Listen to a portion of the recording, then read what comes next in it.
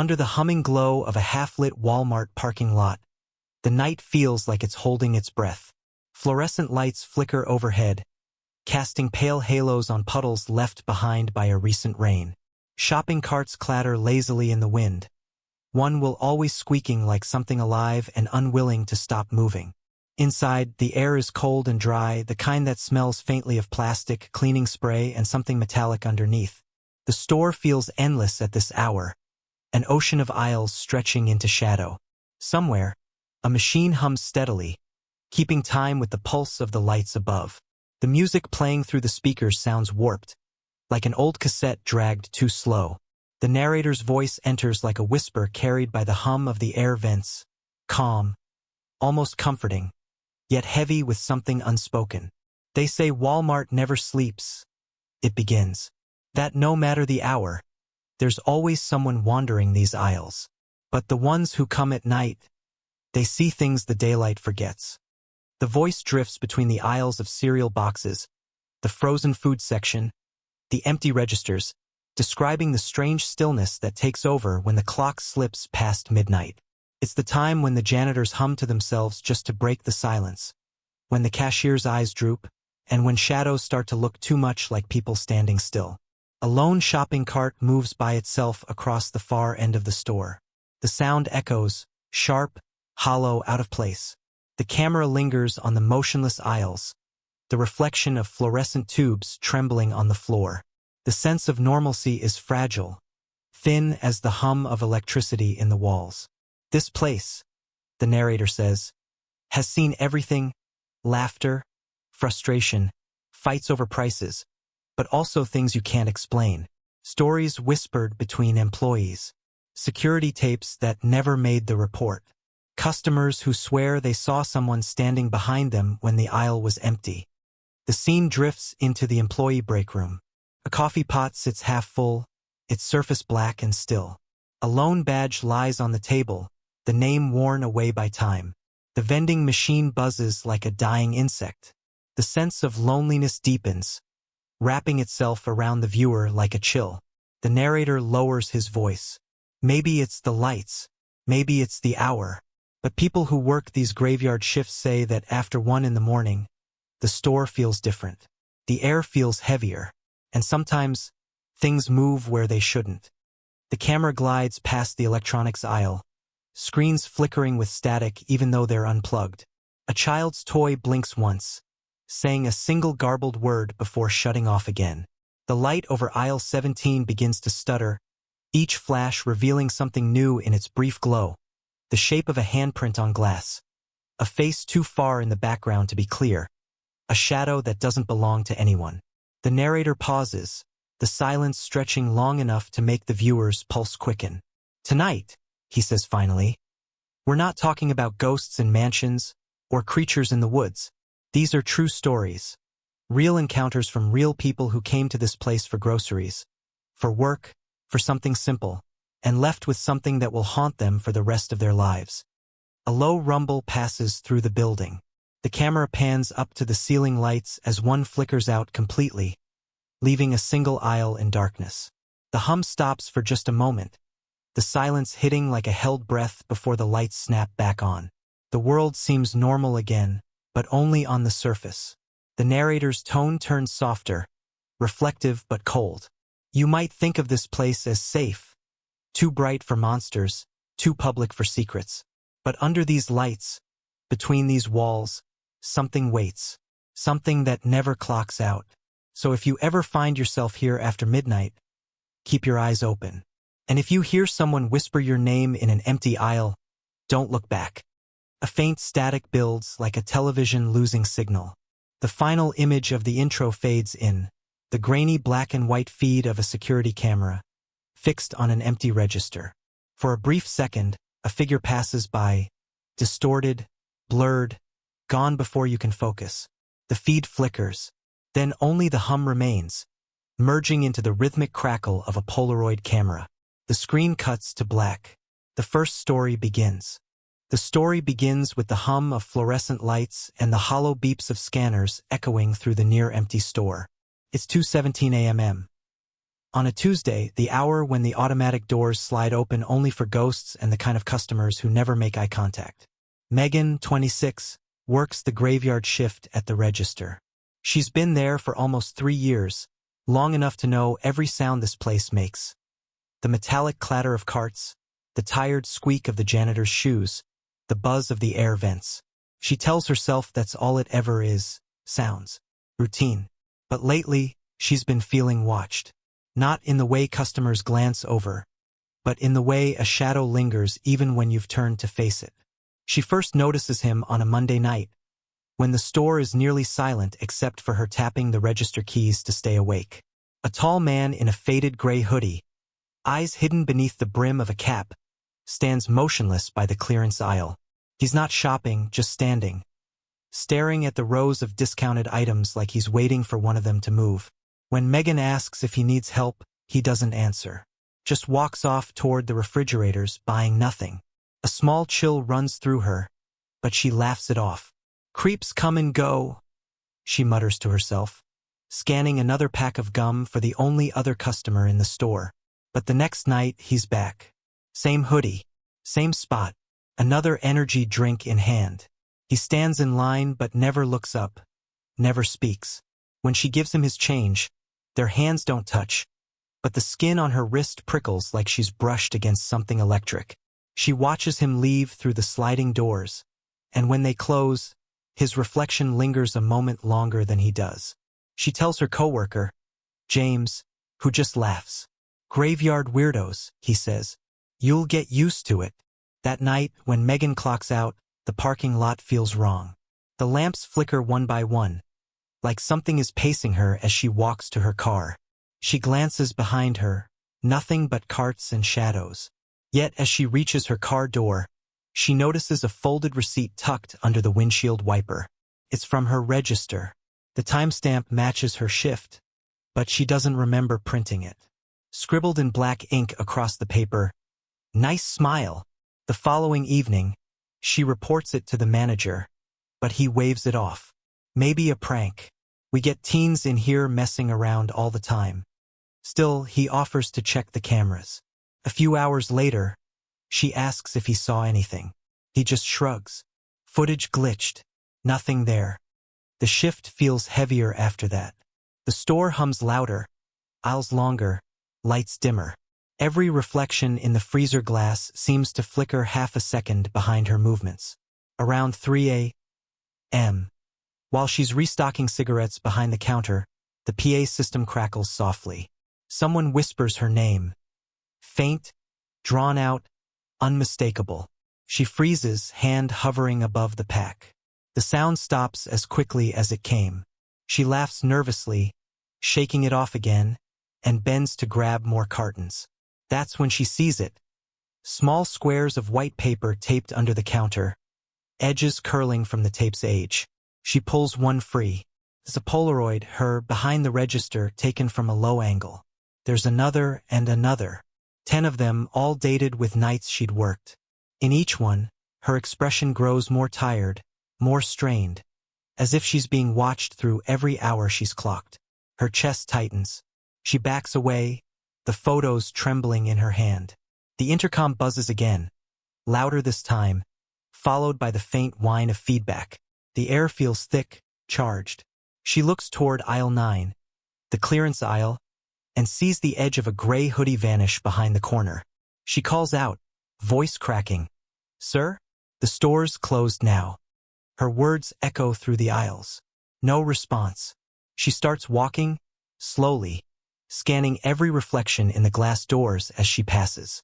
The security mirrors catch her face from strange angles, warped and uncertain. The light above aisle 9 flickers violently. As she turns the corner, her breath catches. The aisle is empty, completely, except for the energy drink sitting upright in the middle of the floor, condensation dripping down its sides. The label faces her. It's the same brand he always bought. The loudspeaker pops again, louder than before. "Smile for the camera," a distorted male voice says. The sound isn't coming from the intercom. It's from the ceiling above her, through the security speakers. Megan runs back to the register, slamming the panic button, but nothing happens. The monitors flicker to life, showing feeds from every aisle. In one frame, she sees herself, standing alone at the counter. Then, behind her reflection, the man in the gray hoodie. But when she spins around, there's no one there. Only the empty hum of lights. The final shot is from the security feed. Megan frozen in place, eyes wide, mouth slightly open, as if she's about to scream. Behind her, a hand, just barely visible, reaches out of frame, blurred by motion. The tape cuts to static. The narrator's voice returns, calm and somber. The manager said she never came back after that shift. Her register stayed closed for weeks. The only thing they found was a stack of photos taped to the freezer door, each one showing her at work. And in every frame, behind her shoulder, a shadow that didn't belong. The static hums like the sound of a camera charging for another flash. Then it fades into the rhythmic beep of a scanner, counting down to the next story. The sound of the scanners always comforted Luis. Beep, beep, beep, a rhythm he could disappear into.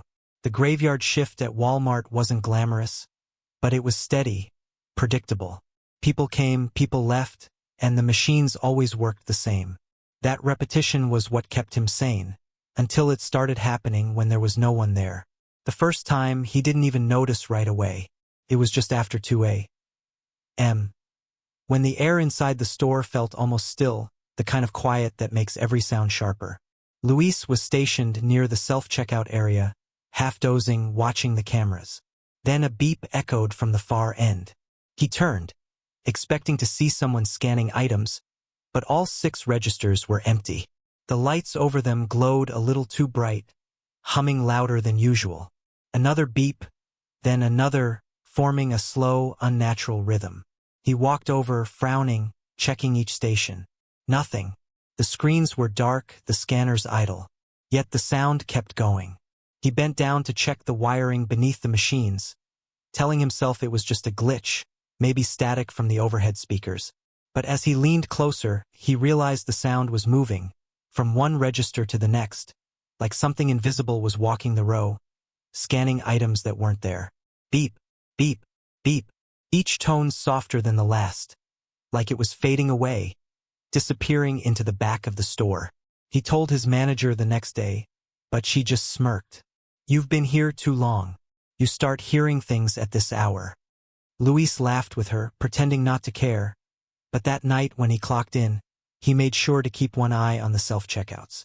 Nothing happened for an hour. Then, right after 3 a.m., it started again. The sound came from all 6 scanners at once, overlapping, mechanical and sharp. The cameras above him flickered, static crawling across the screens. And this time there was something else, the faint clatter of items being set down like plastic hitting plastic. Luis watched the monitors closely. The camera feeds showed something strange. One by one, the machines lit up as if customers were standing there, scanning groceries that didn't exist. He could even see numbers appearing on the screen, prices flashing and disappearing too quickly to read. Beep, beep, beep. He leaned closer to the security monitor and caught a glimpse of something moving, an outline, faint and colorless, standing at one of the registers. It bent forward slightly, as though lifting something heavy. Luis blinked, and the shape was gone. Only the numbers on the screen remained, calculating a total. Then one final item scanned. A soda, the machine beeped, and the price popped up. $0. 00. Luis stepped away from the cameras, trying to calm himself. "It's a glitch," he whispered. "Just a system bug." But when he turned, something on the floor caught his attention. A receipt was printing from one of the idle machines, rolling out slowly, the sound dragging like paper tearing itself. He reached for it and his stomach turned. Printed clearly in black ink were the words, "Transaction complete, cashier." Luis. Time. 3:13 a.m. He hadn't touched the machine. He hadn't scanned a thing. That night, he didn't sleep. He spent hours watching videos online about equipment malfunctions, static feedback, electromagnetic fields. Anything to explain what he saw. When he came back the next evening, he told himself he wouldn't look at the cameras again. But curiosity always wins in places like that, especially when something inside you needs to know. Just after 2:45 a.m., the scanners started up again. Beep, beep, beep, slow and deliberate. Luis walked toward them, heart pounding, phone flashlight trembling in his hand. Each screen flickered alive for a moment as he passed. One showed an empty bagging area, another flashed the outline of a soda bottle, and just one, showed something else. A pale hand, resting on the scanner. Not his. The skin looked gray, stretched, wrong. Before he could blink, the image vanished. He stumbled back, bumping into a display rack. The loudspeaker above him crackled, letting out a faint whisper that almost sounded like breathing. "Need help bagging?" the voice said softly, almost playful. Luis froze. Then, from behind him, one of the machines beeped again, faster this time, like a heart monitor gone wild. Beep, beep, beep, beep. He turned toward the cameras. The monitors were filled with static, but shapes flickered through. Cartoon outlines of bodies moving through the aisles, translucent, like old CCTV recordings caught in an endless loop. One was pushing a cart. Another leaned over a register. The receipts started printing all at once, hundreds of them, curling out like paper vines, all stamped with his name. Luis yanked the plug from the wall, cutting the power. The beeping stopped, and the silence hit like a wave. He stood there, shaking, surrounded by the smell of burnt plastic. His breath echoed in the still air. Then, from behind him, came one last sound. A single, slow beep. He turned to the farthest self-checkout, the one closest to the exit. The light above it flickered weakly. On the screen, black letters appeared against the gray glow. "Thank you for your purchase." Beneath it, an itemized list of what had been scanned. Baby formula, bleach, a stuffed bear, and a baby monitor. Luis stepped closer, heart hammering. The items shimmered, flickering across the screen like fading memories. He reached to shut the machine down, but the screen glitched again, and for half a second, a face appeared reflected in it. Pale, hollow-eyed, watching him from inside the glass. The feed cut out. The store went silent. The next morning, the manager found Luis's vest folded neatly on the counter, his ID badge placed on top. The self-checkouts were turned off, receipts scattered everywhere like snow. One of them was still printing when she arrived, showing the same timestamp again and again, 3:13 a.m. And one last message at the bottom, "Please come again." The narrator's voice breaks the silence, smooth but heavy with unease. They said Luis quit that night, left his apartment, disappeared. Weeks later, a new attendant took over the shift. The first night she worked alone, the scanners started up again. 3 beeps, then silence, and a baby monitor blinked to life in the bagging area, picking up the sound of someone breathing. The camera lingers on the self-checkout area, the glow of machines reflecting on the polished floor. Beep, beep, beep. Then the sound fades into the hum of distant lights, guiding us into the next story. The morning shift always came too early for Jess. She'd clock in half awake, the smell of industrial cleaner still heavy in the air, the sound of pallet jacks rolling somewhere in the distance. The overnight crew always left behind their silence, a kind of echo that clung to the aisles. She liked the calm, though. Stocking shelves before customers came in made her feel invisible, part of the store itself. That peace didn't last long. It started when the manager introduced a new guy. "This is Tom," he said, his voice already half distracted. "He'll help with inventory in grocery. Show him around, yeah?" Jess smiled politely, expecting the usual small talk. But Tom wasn't like the others. He didn't joke, didn't complain, didn't even seem tired. His voice was calm, polite, a little distant, like he'd been working there forever. He seemed to know where everything was, which shelves creaked, which boxes were mislabeled, which cooler door jammed if you closed it too hard. During her second shift with him, Jess noticed something odd. He never wrote anything down. He didn't carry the store-issued device for tracking inventory, just wandered from aisle to aisle, muttering counts under his breath. When she mentioned it, he smiled faintly. "Old habits," he said. "Back before they changed the system." Jess frowned, confused. The store had switched systems only a few years ago, long before she started. That night, as she clocked out, she saw him again, standing alone by the end of aisle 7, staring at the ceiling lights. The store was closing, the overheads dimming to their night setting. His figure looked strange under the flicker, the kind of lighting that made shadows lag a second behind the person. She called out, "Hey Tom, we're locking up." He didn't answer. She took a few steps closer, and he finally turned. His eyes looked distant, pale, like he'd been staring too long into the lights. "You ever think about how long this place has been here?" he asked softly. "Some things don't really leave, you know. They just wait." The next morning, she asked the manager about him, whether he was on the schedule again. The manager looked up from his clipboard, confused. "Tom who?" She explained. "Tall, quiet, gray shirt, worked grocery overnight." The manager shook his head. "We don't have anyone by that name. You sure you're not thinking of Thomas from maintenance? He quit years ago." Jess blinked, unsure. Maybe she'd misunderstood. Maybe he was just a temp from another location. But that same night, she saw him again. Same shirt, same calm smile. "You're back," she said, half joking. "Didn't think you'd survive this place." He chuckled. "Some of us never leave." She thought it was just dry humor, the kind of thing you say after too many hours in fluorescent light. Later that shift, the intercom system crackled with static. A deep, distorted noise that made her flinch. It wasn't the usual announcements, just a garbled voice repeating, "Inventory update," over and over. She looked toward Tom, who was standing in the next aisle, frozen mid-step, listening. When the sound stopped, he looked at her and said quietly, "That used to happen all the time, before they remodeled. You can still hear it if you listen long enough." She stared at him, unnerved. "How do you know that?" she asked.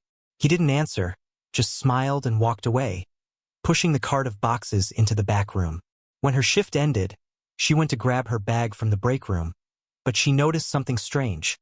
An old employee photo board on the wall, half covered by laminated safety posters. The photos were faded, curling at the edges. She brushed the papers aside and squinted. There he was, Tom. The same gray shirt, same calm smile, standing next to a register that didn't exist anymore. The date printed on the bottom said 1999. Her heart skipped. She looked closer, and her stomach dropped when she noticed the small black ribbon on the corner of the photo. The kind they used when someone passed away. The tag under his picture read, "In memory of Thomas C. Team member, 1994 to 1999. Jess stumbled back, breathing unevenly. The air in the break room felt wrong, heavy, too still. She turned off the light and hurried out, trying to convince herself it was just a coincidence. Maybe someone who looked like him. But when she stepped into the main floor, she froze. At the end of the darkened aisle, illuminated only by the flickering light of a dying bulb, stood Tom. He wasn't smiling this time. His eyes looked hollow, like they were filled with light instead of color. "You shouldn't be here after close," he said softly. "They don't like when people stay too long." Jess's voice caught in her throat. "Who doesn't?" she whispered. The lights overhead buzzed, dimming and brightening in uneven bursts. Behind him, boxes began to shift on the shelves, one sliding off and crashing to the floor. Tom didn't move. He only tilted his head. "The store changes," he said quietly. "But the ones who built it, they're still here, counting." The bulbs above him went out completely, plunging the aisle into darkness. She backed away, running toward the front, her shoes squeaking against the floor. When she reached the registers, the power flickered back on. Lights humming, screens rebooting, as if nothing had happened. But the break room photo board was gone the next morning. So was his nameplate. When she asked the manager again, he just frowned. "We don't keep photos up there anymore. Haven't for years." That night, she dreamed she was back in aisle 7, counting cans. The lights flickered softly, and a voice beside her whispered, 12, 13, 14. She turned, but no one was there. Only an old badge lying on the floor, covered in dust. The narrator's voice slips back in, low and deliberate. When they remodeled the store, they found a small room sealed behind the grocery section. Inside were old time cards, uniforms, and boxes of records from staff long forgotten. The last entry in one of the logbooks read, "Inventory complete. Thomas C. Final count submitted." But no one remembers hiring him. The hum of the lights swells again, echoing through the aisles until it fades into a faint, red glow, the reflection of an exit sign flickering in the dark. The sound of rain drummed softly against the glass doors, a low rhythm blending with the hum of the store's lights. The clock on the wall blinked 2:46 a.m. That strange, hollow hour when even time feels tired. Caleb, the night security guard, sat in the monitoring room, eyes half-focused on the rows of CCTV screens that lined the wall. Most nights were uneventful. The same handful of night shoppers, the occasional raccoon tripping a motion sensor outside. But tonight, one camera kept flickering. The feed from the front exit. He leaned forward, squinting at the grainy black and white image. A small figure was visible near the automatic doors. A child, maybe 7 or 8 years old, wearing a yellow raincoat that glimmered faintly under the fluorescent lights. Caleb frowned. No one had entered in hours. He grabbed his radio. "Hey, we got a kid wandering near the entrance. Anyone out there?" No response. The static buzzed back at him, thin and distant. He pushed himself up, the old chair creaking, and stepped into the main hallway. The echo of his boots filled the empty space. The child was still standing there, motionless, facing the sliding doors. "Hey, kiddo," Caleb called gently. "You lost." The child didn't turn. He kept staring out through the glass, into the parking lot where the rain fell in steady sheets. Caleb walked closer, the soles of his shoes squeaking softly against the polished floor. "Where's your mom or dad?" Still no answer. He reached out, placing a hand on the boy's shoulder, and froze. The raincoat was soaked through, cold, but beneath it, the shoulder didn't feel right. Too firm, too still. He stepped back. The boy turned slowly, lifting his face toward the light. His eyes were wide and unfocused, his skin pale beneath the glare. His lips moved, but no sound came out. Caleb's heart thudded. Hey, it's all right, we'll get you help. Okay?" The words felt clumsy in his mouth. He blinked, and for a split second, the boy was gone. Just the reflection of empty doors and the sound of rain. He spun around, scanning the aisles. The faint sound of footsteps echoed somewhere deeper in the store, small and quick. He followed them, weaving past displays and signs. "Kid, it's okay. Come out." His voice sounded too loud, swallowed by the shelves. The footsteps stopped near aisle 15. The sign above flickered, "Exit," the arrow pointing toward the far door at the end of the corridor. The boy was there again, standing halfway down the aisle. The light above him blinked on and off, making him vanish and reappear with each pulse. He turned, meeting Caleb's eyes. This time he spoke, his voice flat and distant, like a recording. "Can you help me find my mom?" Caleb's throat went dry. Yeah, I can help. What's your name?" The boy tilted his head slightly, water dripping from his hood. "She said she'd meet me by the door." Caleb stepped forward cautiously, trying not to scare him. "Okay, we'll go check the door together." But as he took another step, the exit at the end of the aisle seemed to shift, sliding slightly farther away, like the space itself was stretching. The hum of the lights deepened, vibrating through his chest. He blinked hard, trying to steady himself, but when he looked again, the exit was closer. Impossibly so, only a few feet ahead. The boy was gone. The door sensors triggered with a hiss as the panels slid open. Beyond them wasn't the parking lot. It was another aisle, identical to the one he was standing in. Shelves lined with the same products, lit by the same flickering bulbs. Caleb's breathing quickened. He turned around, expecting to see the main floor behind him, but the same aisle stretched endlessly in both directions. "What the hell?" he whispered.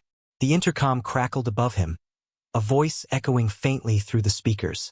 It was the boy's voice again, soft, distorted by static. "Can you help me find my mom?" The sound came from everywhere at once. Every speaker, every corner. Caleb stumbled backward, clutching his flashlight. The air felt heavier with each breath, pressing against his chest. He tried to move toward the nearest intersection, but no matter which way he turned, he found himself back in the same aisle. The same flickering light.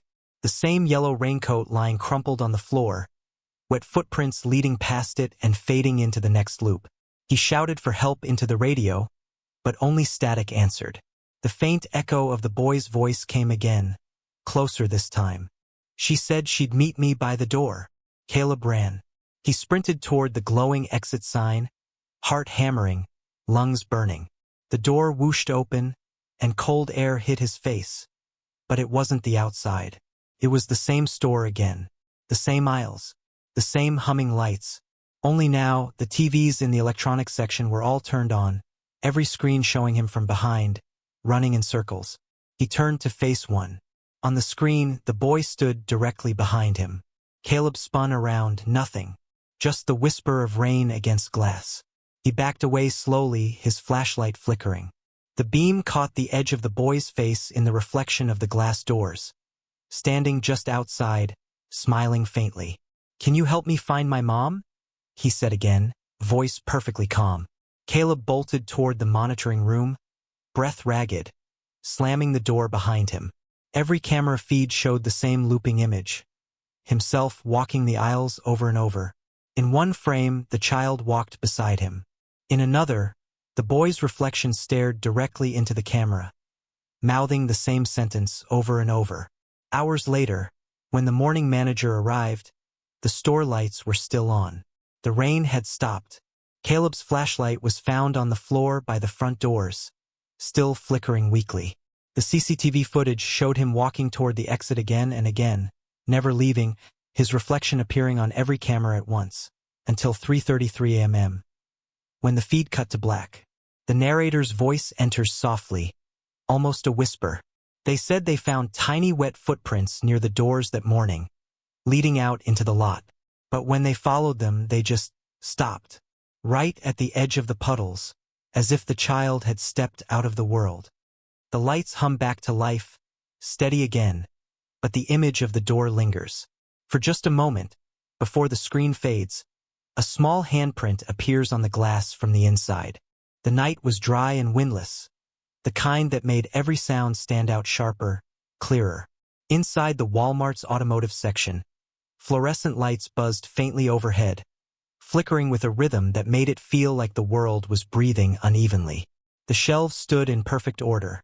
Rows of motor oil, boxes of car wax, and air fresheners swinging gently from their hooks even though there was no breeze. It was close to 3 a.m. And the night shift employee, Sandra, was the only one working this aisle. She'd been with the store for 5 years, long enough to know that strange things happen when the clock hits past 2. Sandra had a face that carried quiet exhaustion.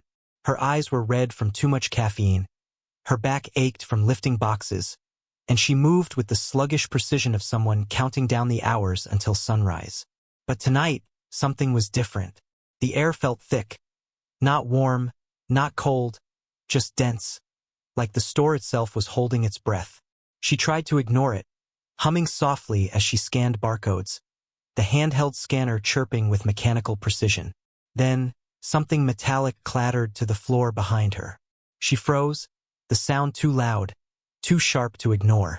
Turning, she saw a wrench lying in the middle of the aisle. It must have fallen from the top shelf, she thought, except it couldn't have. The wrenches were kept in sealed packaging. She looked up. Every box was still perfectly stacked. Probably vibration, she muttered to herself, bending down to pick it up. But the moment her fingers brushed the metal, a low sound hummed through it, like a whisper trapped inside the steel. She dropped it instantly, stumbling back, her pulse thudding in her throat. The store's PA system clicked on overhead, hissing with static. Then came a voice. A man's voice, calm, almost bored. "Cleanup needed in aisle 21. Sandra frowned. Aisle 21 was where she was standing. Her radio crackled on her hip, the same message repeating, but warped this time. "Cleanup needed, In aisle 21, 21, 21? The voice glitched, looping like a broken record before cutting off completely. She reached for her radio. This is Sandra in 21. Who's calling that in? Silence. Then, faintly, through the static, you dropped something. Her breath caught. She turned around. The wrench was gone. A chill ran up her spine. She glanced down the aisle again, but it looked normal, too normal. Perfectly lined shelves. Perfectly still air. But her reflection in the polished floor tiles looked slightly off. A second too slow, as if lagging behind her movements. She took one step forward and watched her reflection take two. She blinked, shook her head, told herself it was just fatigue. Get it together, Sandra, she whispered. But the air vent above her gave a long groan, and the overhead lights dimmed by half, plunging the aisle into a gray, uneasy glow. From the far end of the aisle came the faint squeal of a shopping cart. It rolled slowly toward her, wheels rattling against the linoleum. The cart stopped about 10 feet away. Inside it was a pile of tools. Wrenches, screwdrivers, a crowbar. All perfectly stacked, as if waiting for someone. Sandra's radio crackled again. The same calm male voice said, "Clean up in aisle 21.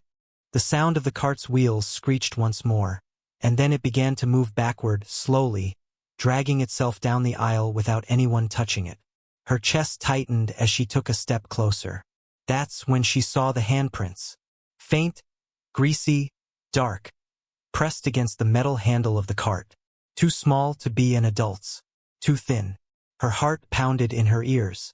She turned to run, but stopped dead when she saw something reflected in the metal shelves. Movement. A shadow darting just behind her. She spun around. Nothing there. The aisle behind her was empty. Then she noticed something on the floor. A smear of dark, oily footprints leading away from the cart, curving around the end cap and disappearing into the next aisle. Against every instinct screaming in her head, she followed. Her footsteps echoed softly in the cavernous silence, each one falling right into the rhythm of the cart's earlier squeal. When she rounded the corner, she froze. Every automotive display was gone.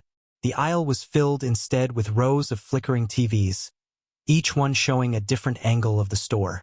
She could see herself from above, standing alone, except in one feed, there was someone standing directly behind her. A man in a dark Walmart vest, his name badge unreadable, his face turned toward the camera. Sandra spun around. The aisle was empty. She looked back at the screens.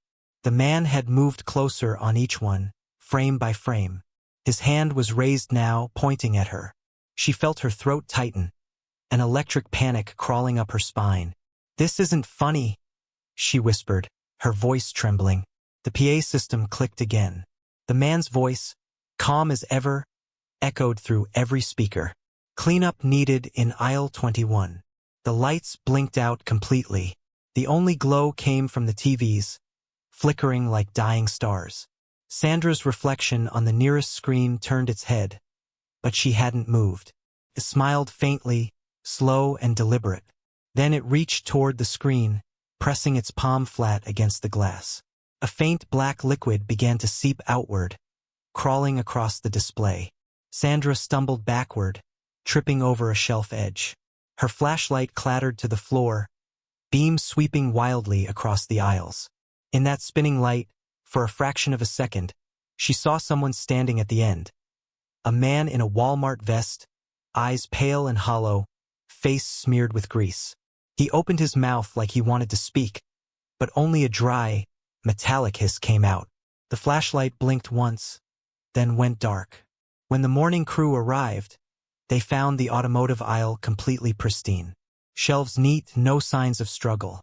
But the cameras, every single one covering that section, had frozen at 3:06 a.m. The last image before the feed cut out showed Sandra standing alone in the aisle, staring straight into the camera, expression blank. The manager who reviewed the footage said something strange, though no one else could verify it. He claimed that if you looked closely enough, you could see someone standing just behind her, barely visible in the static. Someone wearing a name badge that hadn't been used in years. The narrator's voice softens into a whisper, heavy with unease. The old employees used to say a worker died there back in 2009, crushed under a pallet of motor oil while restocking alone after midnight. They never fixed that aisle completely, said the tiles never stayed clean no matter how many times they polished them. And every few years someone hears it again, the call over the speaker, asking for cleanup in aisle 21. The faint hiss of static fades under a distant metallic clatter, like a wrench hitting the floor. Then silence. The storm outside had turned violent, wind howling across the empty parking lot like something alive. Rain hammered against the roof of the Walmart in relentless sheets, the sound echoing through the rafters like distant thunder. Inside, the store lights flickered under the strain, shadows trembling with every surge of electricity. The air was thick with static, the kind that makes the hairs on your arms stand up. In the bakery section, the smell of stale bread mixed with the faint scent of burnt sugar, and the hum of the refrigerators was the only sound breaking the silence. Luis was mopping near the back corner, headphones in, humming to himself to fight the creeping quiet. He worked this shift most nights. Calm, easy work, fewer customers, less noise. He liked being alone here, or he used to. Tonight, the place felt wrong. Every reflection seemed to move when he wasn't looking. Every noise felt just a little too close. He paused, taking out one earbud. For a second, it sounded like someone was whispering his name. He froze, straining to listen. Nothing, just the hum of the lights. He laughed quietly to himself, shaking it off, and dipped the mop back into the bucket. The floor glistened under the harsh light, smooth and wet. He turned away for only a second, and when he looked back, there were wet footprints across the freshly mopped tiles. Bare feet, small. He frowned, staring at them. The prints were clear, too clear, like whoever left them had just walked through rain. They led from the bakery display toward the stockroom door. Luis's chest tightened. "Hello?" he called out, his voice bouncing back to him in the hollow store. "Hey, we're closed, man. You're not supposed to be back here." No answer. He followed the prints, his sneakers squeaking softly against the tile. The lights above him buzzed, flickered, then steadied again. He could hear the storm thrashing harder outside, wind pressing against the glass like it wanted in. The footprints stopped just before the double stockroom doors, and on the last one, smeared faintly across the tile, was a word written in the residue. Help. Luis's breath hitched. He looked around the store, scanning for anyone, but the aisles were dead silent. Even the rain seemed to have softened for a moment, as if listening. He stepped toward the door, hand trembling as he pushed it open. The stockroom beyond was dark, the only light spilling in from the gap behind him. It cut a narrow beam through the space, catching on pallets, boxes, and racks of unused seasonal items. He reached for the switch, flicked it, nothing. The power in this section must have blown again. He sighed, trying to keep calm. "Maintenance can deal with that later," he muttered. But then, from somewhere in the dark, came the sound of soft crying. A child's voice. It was faint, so faint it could have been the storm. But it wasn't. It came again, higher this time, like someone trying not to be heard. Luis's stomach dropped. "Hey!" he called gently. "Who's there? You lost? It's okay, I can help you." No response. The crying stopped. He moved deeper into the stockroom, phone flashlight cutting through the shadows. Dust floated through the beam like ash. He rounded the corner near the old freezer unit and froze. There, sitting on the concrete floor, was a little girl. Her hair was soaked, her dress clinging to her knees, her skin pale under the light. She looked up at him slowly, eyes wide, expression blank. Luis knelt down, keeping his voice low. Hey, you okay? Where are your parents?" She didn't answer. She just stared at him, then pointed toward the far end of the stockroom, a place swallowed entirely by shadow. "She's waiting," the girl said softly. Luis's hand trembled around his phone. "Who's waiting?" The girl didn't move. Her lips twitched like she wanted to smile, but couldn't quite make it. "She doesn't like the lights," she whispered. Before he could ask anything else, his flashlight flickered once, twice, then died. The room plunged into blackness. He cursed under his breath, slapping the phone, trying to get it back on.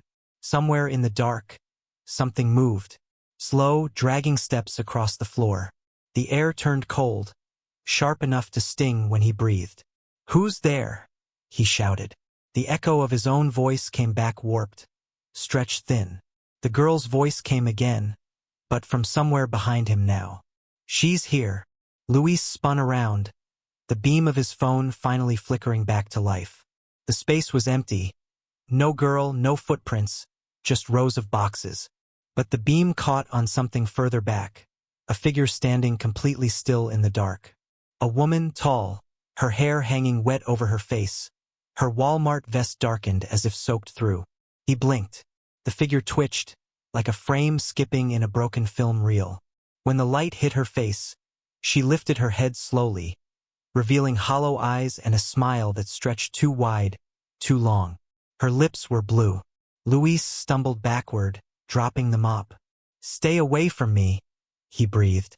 The woman took one step forward. The sound of her shoes against the wet floor was impossibly loud. Another step. Another.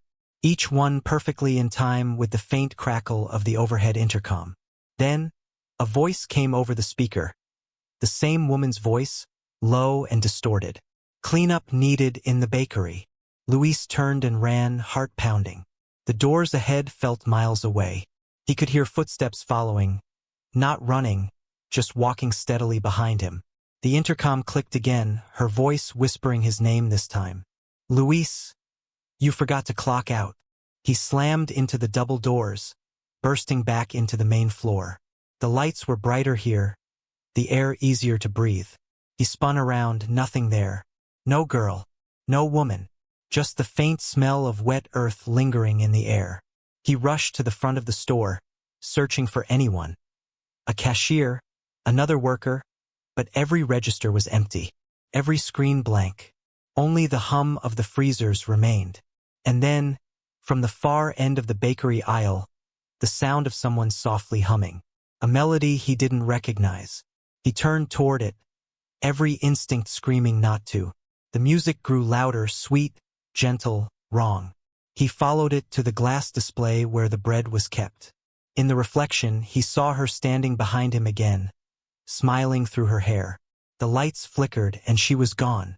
The next morning, when the manager unlocked the doors, the bakery floor was still damp, as if someone had just cleaned it. A mop leaned against the counter. Luis's name tag sat beside the register, half buried in flour dust. When the night's camera footage was reviewed, the bakery section feed was missing, replaced by 3 hours of static and faintly, under the hiss, the sound of a woman humming a lullaby. The narrator's voice returns, slow and weighted. They said the girl was never found. But sometimes, late at night, when the rain's falling hard, the bakery ovens turn themselves on. And if you walk by that aisle, you might see small wet footprints leading into the back, followed by larger ones that stop halfway and vanish completely.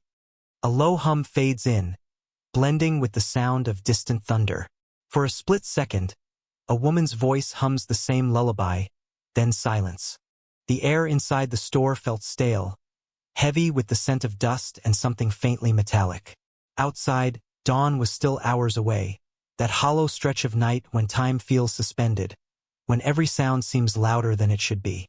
The Walmart was quiet except for the soft hum of the ceiling lights and the occasional squeak of a cart while turning on its own in some faraway aisle.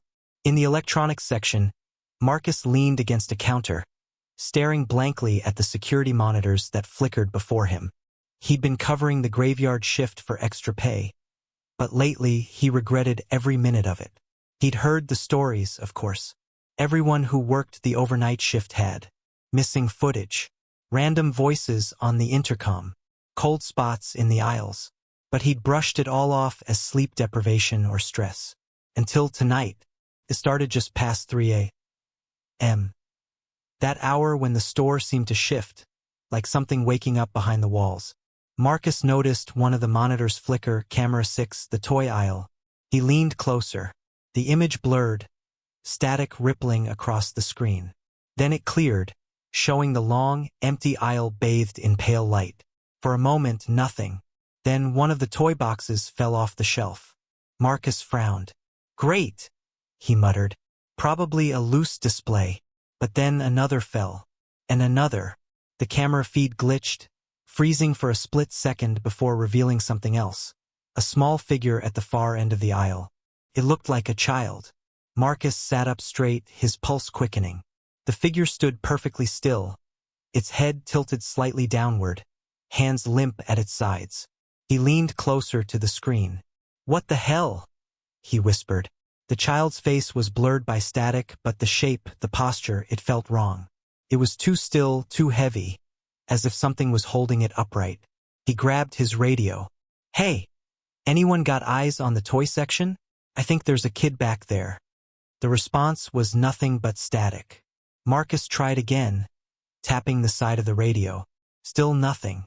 He exhaled sharply, grabbed his flashlight, and decided to check it himself. As he walked, his footsteps echoed through the empty aisles, each one sounding softer than the last, like the store was swallowing the noise. When he turned the corner into the toy section, the smell hit him, faint but distinct.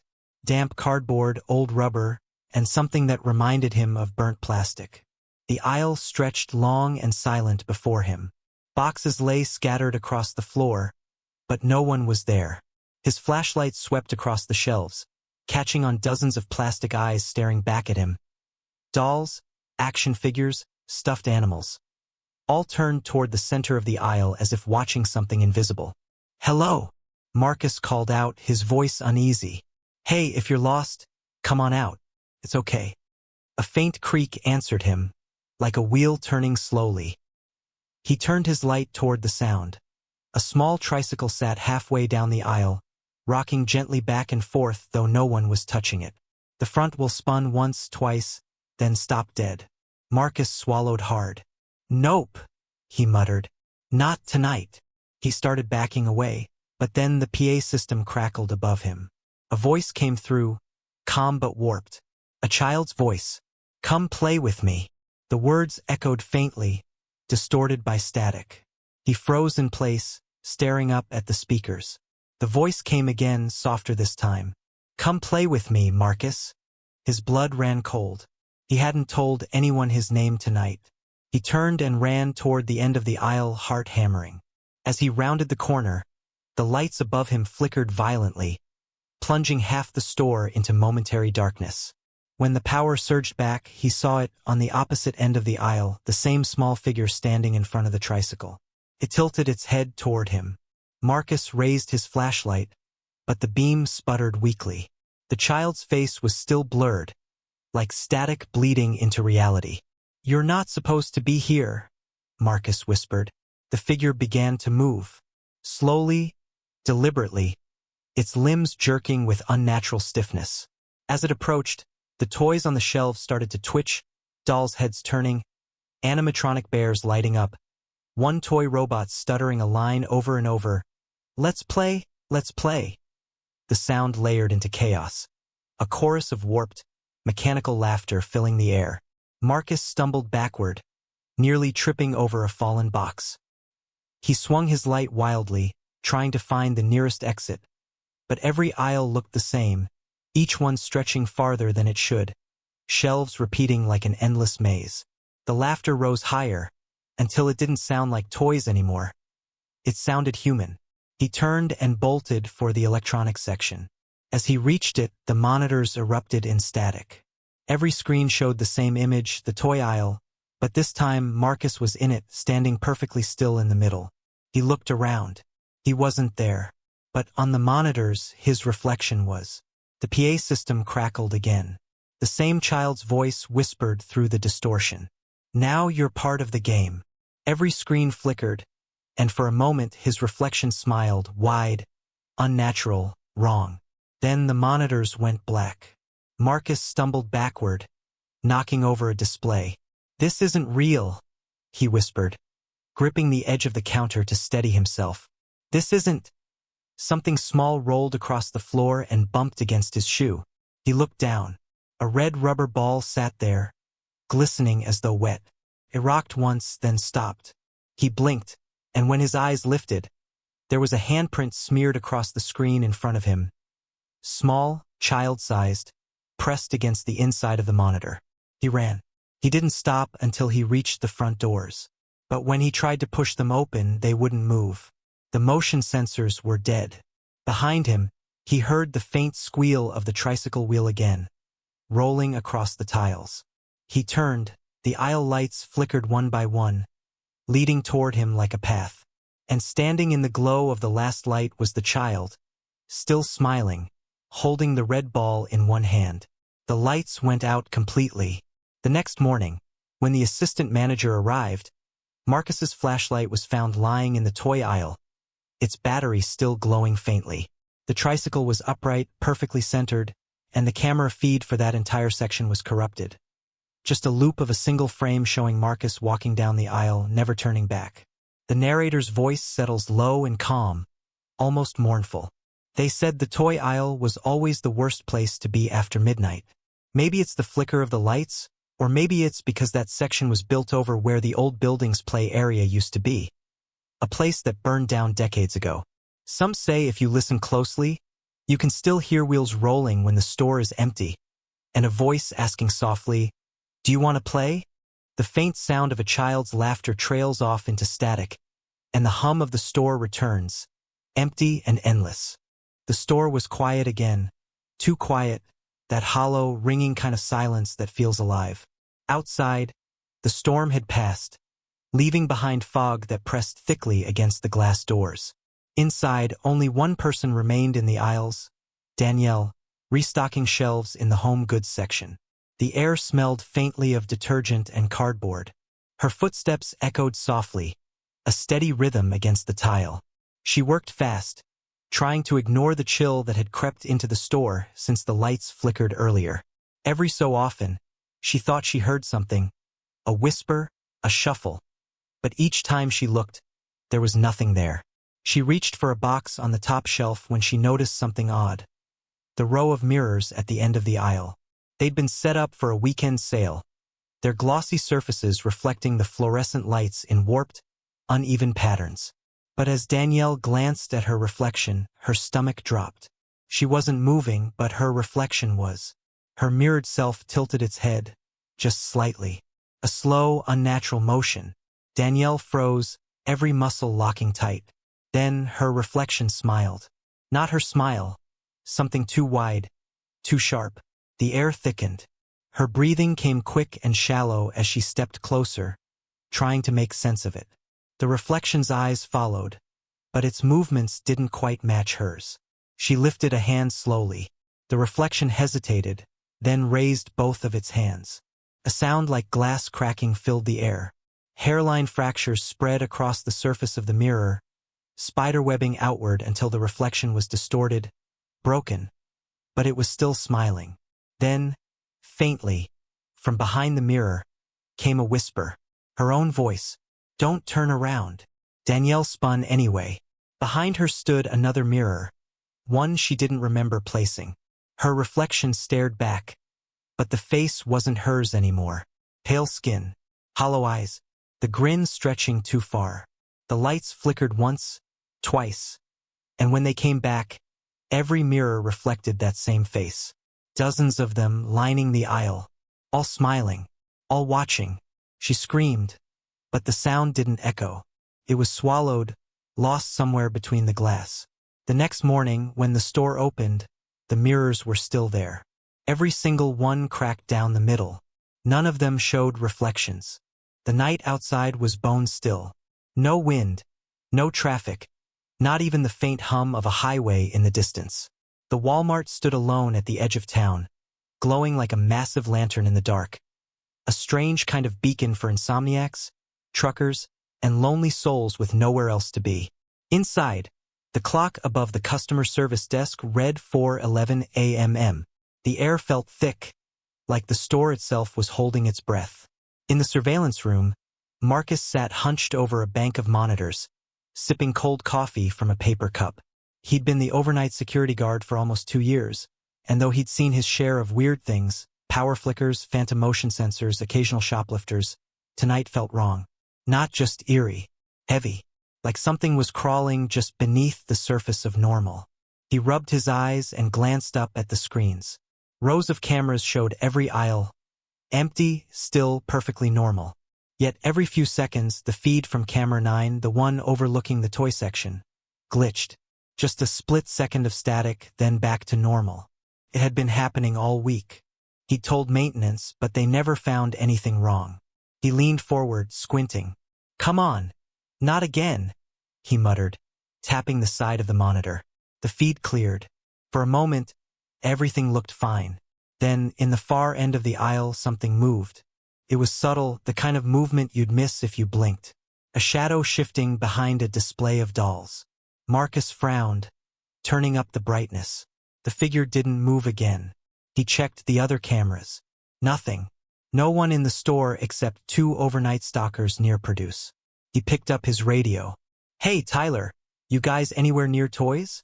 A burst of static came through before Tyler's voice answered. Half asleep. "Nah, man.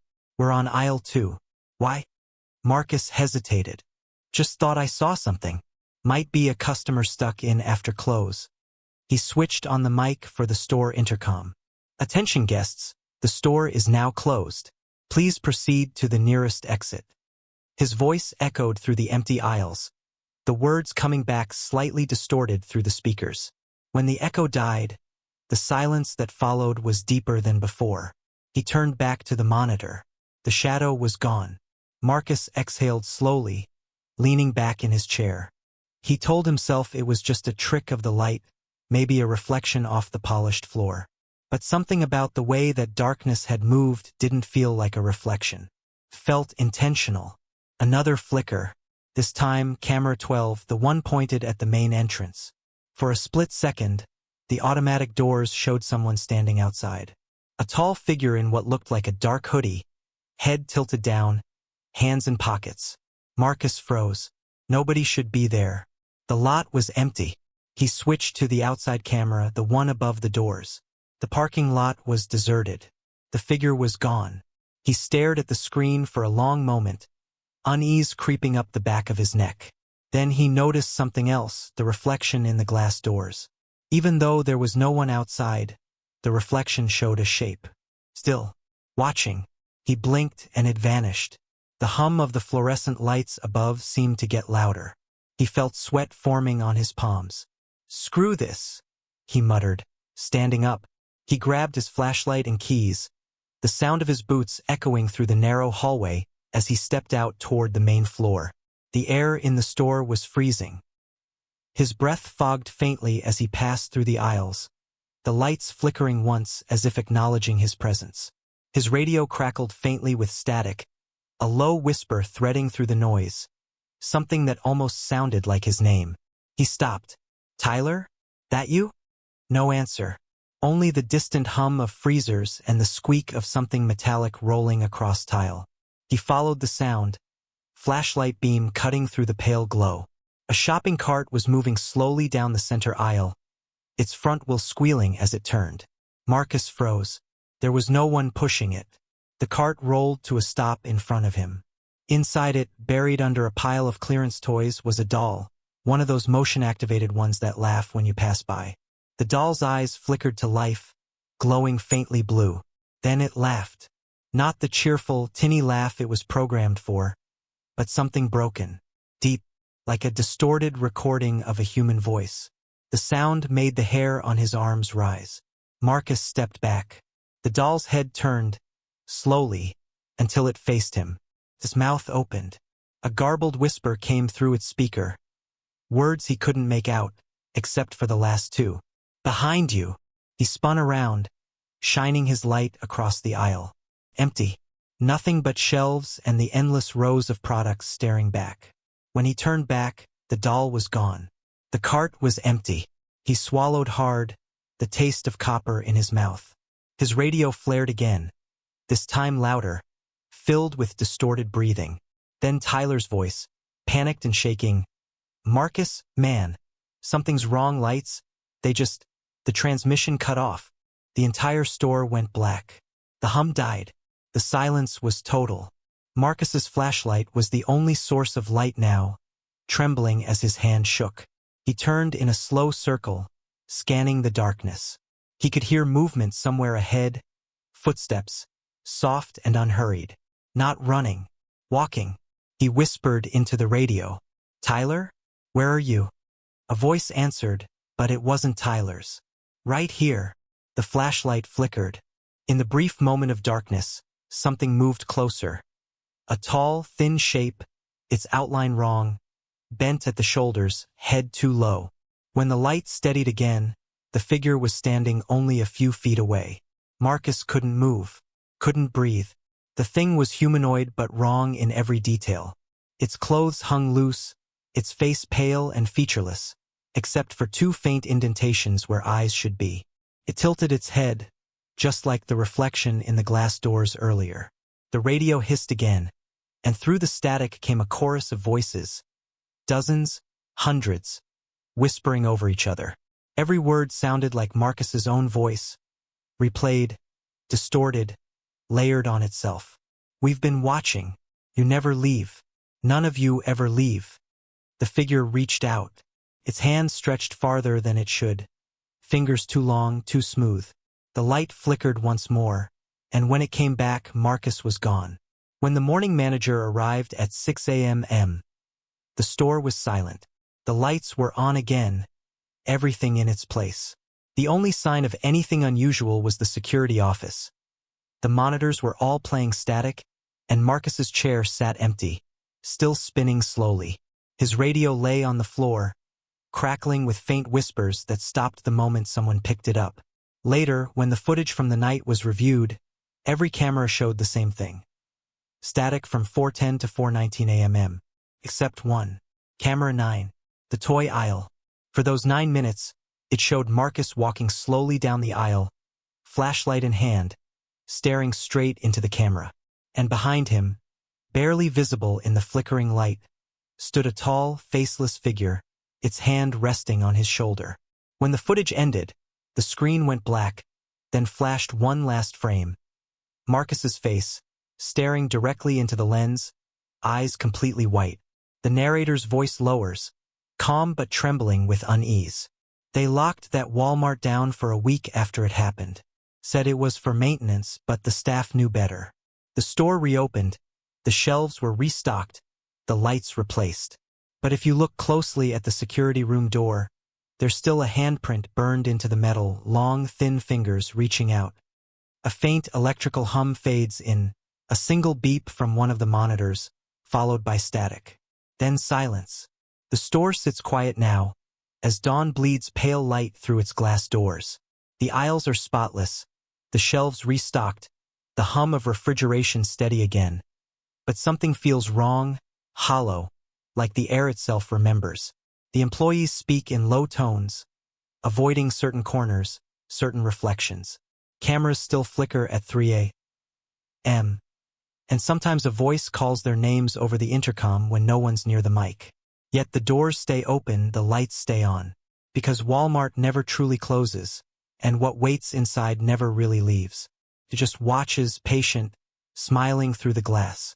The screen stays black for several seconds, long enough for the viewer to think it's over.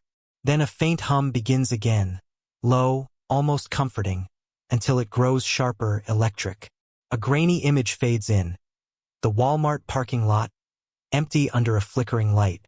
A lone shopping cart drifts across the asphalt, moving on its own, wheels squeaking softly. The narrator's voice returns one last time, quiet, almost tender.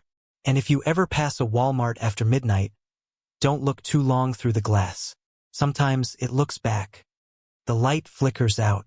A final whisper, "Good night."